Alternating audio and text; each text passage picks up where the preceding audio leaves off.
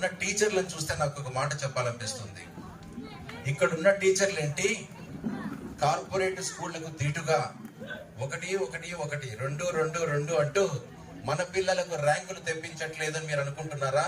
దయచేసి అలా అపోహపడకండి. ఎందుకంటే సమాజము తృణీకరించి వీళ్ళు సరికారు అని పక్కన పడేస్తే, పేరెంట్స్ కూడా ఇలాంటి పిల్లలతో మేము ఎలా వేగాలి అని కుంగిపోతూ ఉంటే, అలాంటి పక్కకు పడేసిన రాళ్లను తెచ్చి అద్భుతమైన శిల్పాలుగా చెక్కి మళ్ళీ అదే సమాజానికి అందిస్తున్న సేవామూర్తులు ఇక్కడ ఉన్న ప్రతి టీచర్లు. ఇక్కడ ఉన్న పిల్లలందరినీ చూసి ఈ పిల్లలు ఏంటి ప్రపంచంలోని మిగతా పిల్లల్లాగా పోటీ పడలేకపోతున్నారని దయచేసి అనుకోకండి.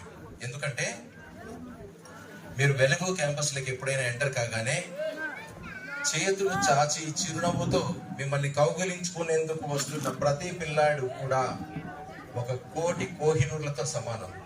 అంతటి నిష్కల్మషమైన మనసు, అంత నిస్వార్థమైన నవ్వు మీరు ప్రపంచంలో మీకు ఎంత వెతికి చూసినా దొరకదు, ఇక్కడ మన వెలుగు స్కూల్ పిల్లలకు తప్ప.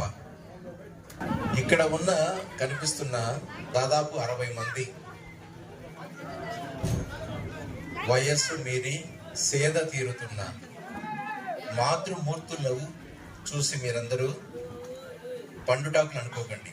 ఎందుకంటే వాళ్ళందరూ తమ జీవితంలోని సంతోషం అనే పత్రహరితాన్ని, చివరి రోజుల్ని సంతోషంగా గడిపేందుకు స్కూల్కు వచ్చిన పిల్లల్లాగా ఇక్కడ అందరితో కలిసిపోతూ సమాజానికి తామిచ్చిన దానికి కృతజ్ఞతగా ఈరోజు కాస్త సంతోషాన్ని అనుభవిస్తున్న త్యాగమూర్తులు.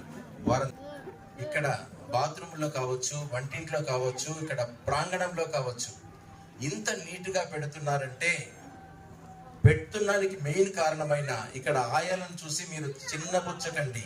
ఎందుకంటే వాళ్ళని చూస్తే నాకు ఒకటే చెప్పాలనిపిస్తుంది, నడుస్తున్న మదర్ తెరిసాలు మదనపల్లెలో మీకు ఎక్కడ కనిపిస్తారు అంటే కేవలం ఇక్కడ వెలుగు క్యాంపస్ లో మాత్రమే మీరు చూడగలరు.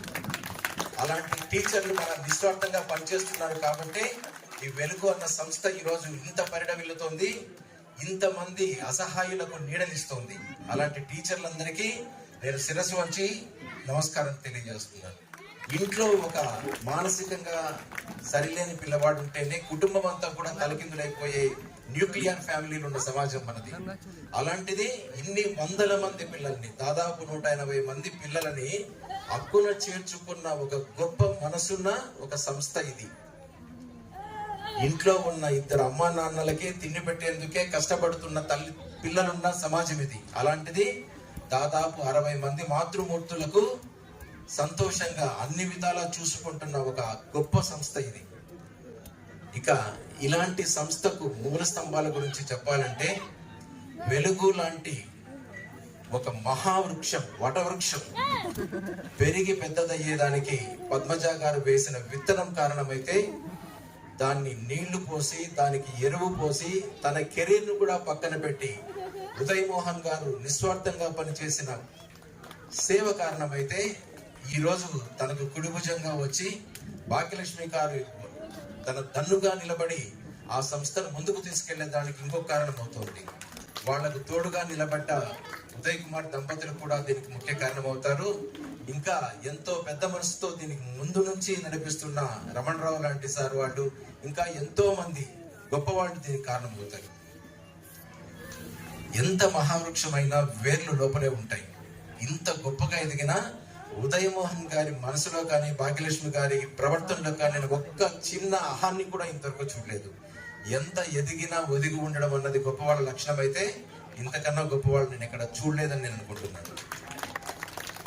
ఇక చివరిగా చెప్పేది, ఇలాంటి ఒక మహాయజ్ఞం జరుగుతుంటే దానికి సమిధలను ఏరుకొచ్చి వేసిన ఎంతో మంది దాతలు, ముందుగా మన రఘునాథ్ రెడ్డి గారు లాంటి సార్ లాంటి వాళ్ళు, హర్ష లాంటి వాళ్ళు, తర్వాత దీన్ని ఏ సమస్య వచ్చినా ప్రభుత్వం వైపు నుంచి అన్ని తెచ్చి ఇచ్చి తాము కుడిభుజంలాగా కాపు కాస్తున్న అధికారులు, అలాగే ఏ సమస్య వచ్చినా మేము మీకు తోడుగా ఉన్నామని నిలబడే పోలీసు సిబ్బంది, అంతేకాకుండా